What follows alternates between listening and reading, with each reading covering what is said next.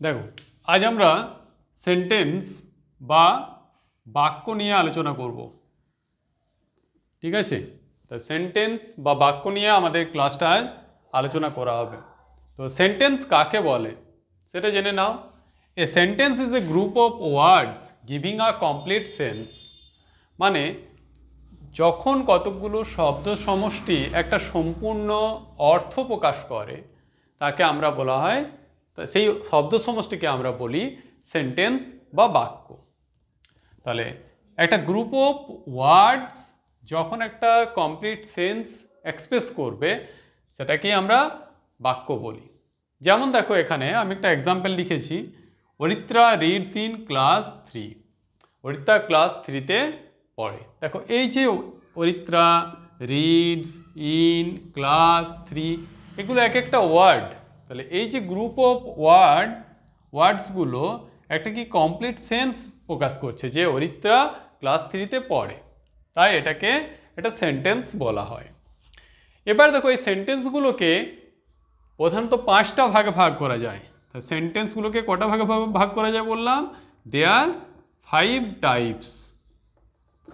ঠিক আছে, 5টা ভাগে ভাগ করা যায়। এবারে আমরা দেখে নিই ওই 5টা ভাগ কি কি এবং তাদের সম্বন্ধে ডিটেলসে জেনে নিই। সেন্টেন্সকে 5 ভাগে ভাগ করা যায়, সেগুলো হলো অ্যাসার্টিভ সেন্টেন্স বা একে আমরা বলতে পারি বর্ণনামূলক বাক্য। তো বর্ণনামূলক কেন বলা হয়? কারণ এই সেন্টেন্সগুলোর মাধ্যমে কোনো কিছু বর্ণনা করা বোঝায় বা স্বাভাবিকভাবে কোনো কিছু স্টেটমেন্ট দেওয়া বোঝায়, তাই এগুলো হচ্ছে অ্যাসার্টিভ সেন্টেন্স।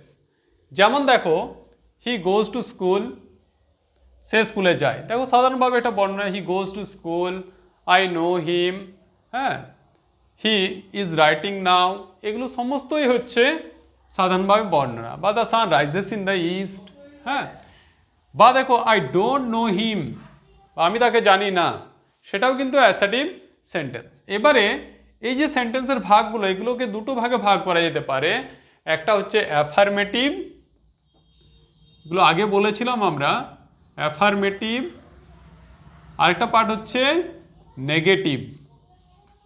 অ্যাফার্মেটিভ মানে হচ্ছে হ্যাঁ বাচক, আর নেগেটিভ মানে হচ্ছে না বাচক। ঠিক আছে, তাহলে দেখো এই যে প্রত্যেকটা সেন্টেন্স, তার সেন্টেন্স মেনলি 5টা ভাগে ভাগ করা যাচ্ছে। সেই প্রত্যেকটা ভাগকে আবার দুটো ভাগে ভাগ করা যায়, যেটা হচ্ছে হ্যাঁ বাচক বা অ্যাফার্মেটিভ, না বাচক বা নেগেটিভ সেন্টেন্স।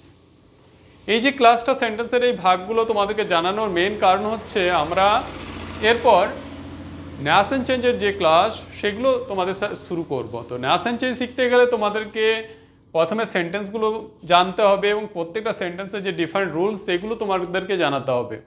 সে কারণে তোমাদেরকে প্রথমেই সেন্টেন্সের যে ভাগগুলো সেগুলো সম্বন্ধে জানিয়ে দিচ্ছি। এবার দেখো ইন্টারগেটিভ সেন্টেন্স। ইন্টারগেটিভ সেন্টেন্স হচ্ছে প্রশ্নবোধক বাক্য। প্রশ্নবোধক বাক্য মানে কি? যে সকল সেন্টেন্সের মাধ্যমে কোনো কিছু প্রশ্ন করা বা জিজ্ঞাসা করা বোঝাবে সেগুলোকে বলা হয় প্রশ্নবোধক বাক্য বা ইন্টারগেটিভ সেন্টেন্স। যেমন দেখো, do you know the address, তুমি কি অ্যাড্রেসটা জানো? দেখো একটা প্রশ্ন করা হচ্ছে। বা হোয়ার ডু ইউ লিভ, তুমি কোথায় বাস করো। তাহলে দেখো এখানেও দুটো টাইপ, একটা হচ্ছে অক্সিলারি ভার্ব ইউজ করে, আরেকটা হচ্ছে প্যাটার্ন হচ্ছে কোশ্চেন করার ক্ষেত্রে WH ওয়ার্ড ইউজ হতে পারে। এরপর দেখো ইম্পারেটিভ সেন্টেন্স।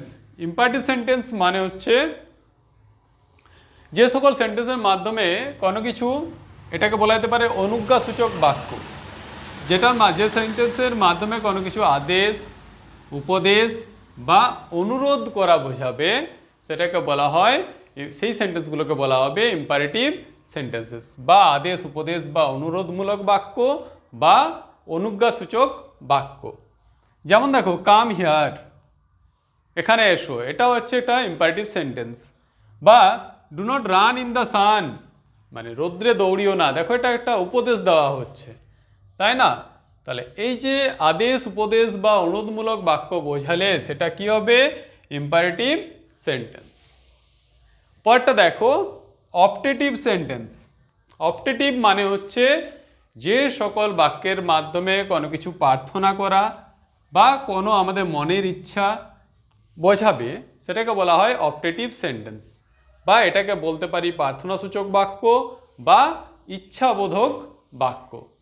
যেমন দেখো, মে হি লিভ লং, সে দীর্ঘজীবী হোক। এই যে আমাদের মনের ইচ্ছা বা ঈশ্বরের কাছে প্রার্থনা করছি তার দীর্ঘজীবিতার জন্য, তাহলে সেগুলো হচ্ছে আমাদের অপটেটিভ সেন্টেন্সের মধ্যে পড়ছে। তারপর দেখো এক্সক্লেমেটরি সেন্টেন্স। এক্সক্লেমেটরি সেন্টেন্স মানে হচ্ছে আবেগসূচক বাক্য। আবেগসূচক বাক্য কীরকম, মানে যে সকল বাক্যের মাধ্যমে আমাদের কোনো আবেগ বা বিস্ময় প্রকাশিত হবে সেগুলোকে বলা হয় এক্সক্লেমেটরি সেন্টেন্সেস।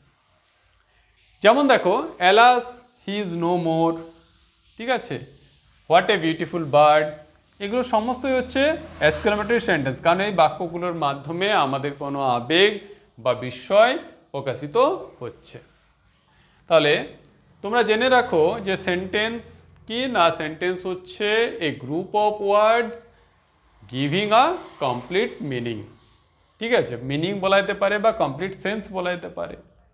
তাহলে একটা গ্রুপ অফ ওয়ার্ডস যেটা আমাদের কি করে, একটা কমপ্লিট মিনিং বা কমপ্লিট সেন্স এক্সপ্রেস করে, সেটাকে আমরা সেন্টেন্স বলি। সেন্টেন্সকে এবারে 5 ভাগ করা যায়, অ্যাসার্টিভ, ইন্টারোগেটিভ, ইম্পারেটিভ, অপটেটিভ আর হলো এক্সক্লেমেটরি। অ্যাসার্টিভকে বাংলায় কি বললাম, বর্ণনামূলক বাক্য। ইন্টারোগেটিভ হলো প্রশ্নবোধক বাক্য। ইম্পারেটিভ হলো আদেশ, উপদেশ বা অনুরোধমূলক বাক্য বা অনুজ্ঞাসূচক বাক্য আমরা একে বলতে পারি। তারপর দেখো অপটেটিভ। অপটেটিভ হচ্ছে প্রার্থনাসূচক বা ইচ্ছাবোধক বাক্য। এবং তারপর হচ্ছে এক্সক্লেমেটরি, এর অর্থ হলো আবেগসূচক বাক্য। তাই তোমাদেরকে এই প্রত্যেকটা টাইপ মনে রাখতে হবে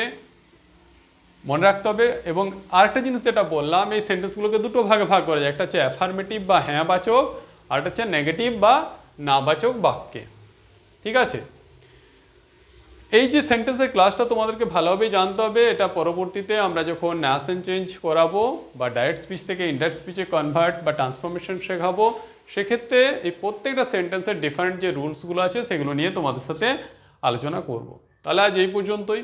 ক্লাসটা ভালো লাগলে তোমরা অবশ্যই লাইক করবে এবং তোমাদের মতামত কমেন্টে জানাবে।